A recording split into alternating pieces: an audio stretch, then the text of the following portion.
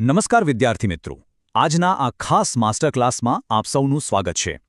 આજે આપણે વાત કરીશું માનવ ઇતિહાસની શરૂઆત વિશે, એટલે કે કેવળ અસ્તિત્વ ટકાવી રાખવાના સંઘર્ષથી લઈને એક ભવ્ય સભ્યતાના નિર્માણ સુધીની સફર. આગામી જીપીએસસી પરીક્ષાઓ માટે આ એકદમ હાઈ યીલ્ડ અને મહત્વપૂર્ણ ડેટા છે, જેને આપણે આજે ખૂબ જ સરળ રીતે સમજી લઈશું. તો જુઓ, આજનો આપણો એજન્ડા એકદમ ક્લિયર છે. આપણે પ્રાગૈતિહાસિક યુગથી શરૂ કરીને પ્રાચીન, મધ્ય અને નવપાષાણ યુગ કવર કરીશું. પછી એ સમયની કળા અને શોધો વિશે વાત કરીશું. અને છેલ્લે પરીક્ષા માટે ફટાફટ રિવિઝન કરીશું. ચાલો શરૂ કરીએ. સૌથી પહેલા પ્રાગૈતિહાસિક યુગ એટલે કે લિપિ પહેલાંના સમયનો પરિચય મેળવીએ. હવે સવાલ એ થાય કે આ પ્રાગૈતિહાસિક યુગ એટલે શું? બહુ સિમ્પલ છે. આ એ સમયગાળો છે જ્યારે કોઈ લિપિ કે લખાણની શોધ નહોતી થઈ. તો પછી આપણને ઇતિહાસની ખબર કેવી રીતે પડી? જમીનમાંથી મળેલા હાડકાં, પથ્થરના સાધનો અને ગુફાચિત્રો પરથી. પુરાતત્વવિદોએ આ જ ભૌતિક અવશેષો પરથી આખી ટાઈમલાઈન જોડી છે. પરીક્ષા માટે આ ટાઈમલાઈનનો મેક્રો વ્યૂ તો મગજમાં ફિટ જ કરી લેવાનો છે. 20 લાખ બીસીમાં પ્રાચીન પાષાણ યુગની શરૂઆત થઈ, પછી 10,000 બીસીથી મધ્ય પાષાણ યુગ શરૂ થયો અને 8,000થી 4,000 બીસી સુધી નવપાષાણ યુગ ચાલ્યો. ઐતિહાસિક ક્રમવાળા પ્રશ્નો સોલ્વ કરવા માટે આ સમયરેખા યાદ રાખવી બહુ જ જરૂરી છે. ચાલો હવે આપણે ટાઈમલાઈનમાં સૌથી પાછળ એટલે કે સૌથી જૂના માનવ યુગમાં જઈએ, પ્રાચીન પાષાણ યુગ. અહીં સૌથી અગત્યનો મુદ્દો એ છે કે આ સમયનો માનવી બીજું કંઈ નહોતો વિચારતો.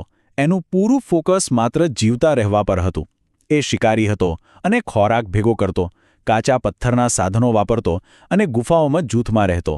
પણ અહીં એક ગેમ ચેન્જર ઘટના બની, અગ્નિની શોધ. વિચારો, અગ્નિ મળવાથી હવે તે ખોરાક રાંધી શકતો હતો, જંગલી પ્રાણીઓથી સુરક્ષિત રહી શકતો હતો અને અંધારામાં પ્રકાશ પણ મેળવી શકતો હતો. આ ખરેખર ક્રાંતિકારી હતું. ત્યાંથી સમયરેખામાં આગળ વધીએ મધ્ય પાષાણ યુગ તરફ, જ્યાં ટેકનોલોજીમાં એક મોટો ફેરફાર જોવા મળ્યો. હવે પરીક્ષામાં પૂછાય એવો એકદમ હાઈ યીલ્ડ અને ગેરંટીડ માર્ક અપાવે તેવો શબ્દ એટલે માઇક્રોલિથ્સ.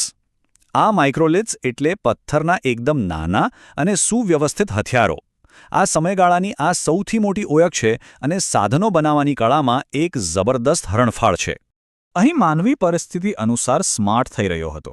માત્ર શિકાર પર નિર્ભર રહેવાને બદલે હવે તેણે માછીમારી અને ફળો એકત્ર કરવાનું પણ શરૂ કર્યું. સૌથી નોંધપાત્ર વાત તો એ છે કે કૂતરા જેવા પ્રાણીઓને પાળવાની શરૂઆત પણ અહીંથી જ થઈ. અને હા, કાયમી નહીં પણ કામચલાઉ વસવાટ બનાવીને રહેવાનું પણ શરૂ કર્યું. અને હવે આવે છે માનવ ઉત્ક્રાંતિનો સૌથી મોટો જમ્પ, નવપાષાણ યુગ, જ્યાં કૃષિ અને સ્થાયી જીવનની શરૂઆત થઈ. આ એ સમય છે જ્યાં આખો ઇતિહાસ પલટાઈ ગયો. એક તરફ ભટકતું અને શિકાર પર નિર્ભર જીવન હતું, જે હવે સંપૂર્ણપણે બદલાઈને કૃષિ અને સ્થાયી વસવાટમાં પરિવર્તિત થઈ ગયું. ખોરાક શોધવાને બદલે સક્રિયપણે ખોરાક ઉગાડવાની આ સફર ખરેખર ઇતિહાસનો સૌથી મોટો વળાંક છે. ખેતીની શરૂઆત થઈ એટલે સ્વાભાવિક છે કે સ્થાયી જીવન શરૂ થવાનું જ. સાથે સાથે પશુપાલન અને માટીના વાસણો એટલે કે પોટરી બનાવવાની કળા પણ વિકસી. પણ સૌથી અગત્યની અને અકલ્પનીય શોધ જો કોઈ હોય તો એ છે પૈડું.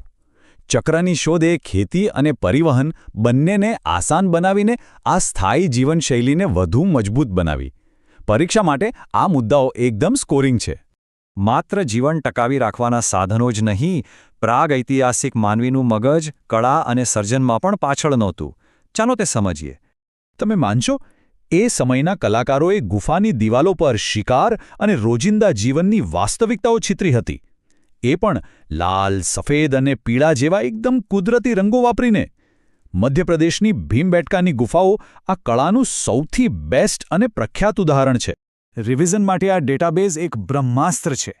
કયા યુગમાં કયું પુરાતત્વીય સ્થળ અને કઈ શોધ, બસ આટલું લિંક કરી દઈએ. પ્રાચીન પાષાણ યુગમાં ભીમબેટકા અને અગ્નિ, મધ્ય પાષાણ યુગમાં બાગોર અને માઇક્રોલિથ્સ અને નવપાષાણ યુગમાં મહેરગઢ અને ખેતી. આમાંથી મેચ ધ ફોલોઈંગવાળા પ્રશ્નો અવારનવાર પૂછાતા જ હોય છે. તો ચાલો હવે સમય છે એક્ટિવ રિકોલનો. જીપીએસસી પરીક્ષાના વાતાવરણને ધ્યાનમાં રાખીને ઝડપી પુનરાવર્તન કરી લઈએ.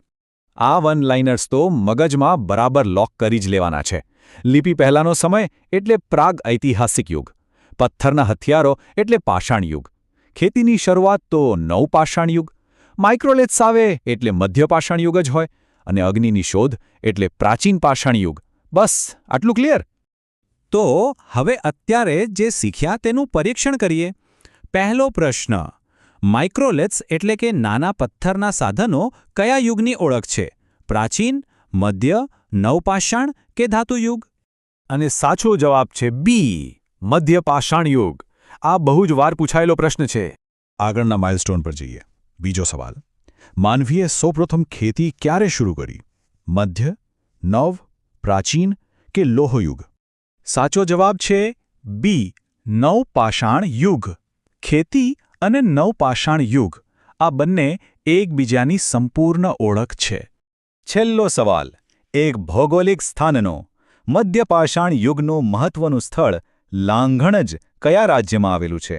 રાજસ્થાન, ગુજરાત, મધ્યપ્રદેશ કે મહારાષ્ટ્ર? બિલકુલ સાચો.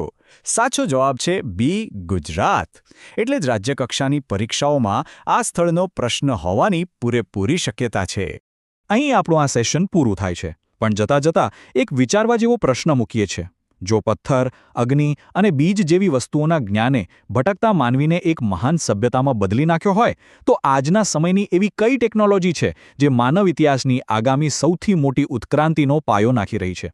આ રસપ્રદ પ્રશ્ન પર જરૂર વિચારજો, રિવિઝન કરતા રહેજો. પરીક્ષા માટે ખૂબ ખૂબ શુભેચ્છાઓ.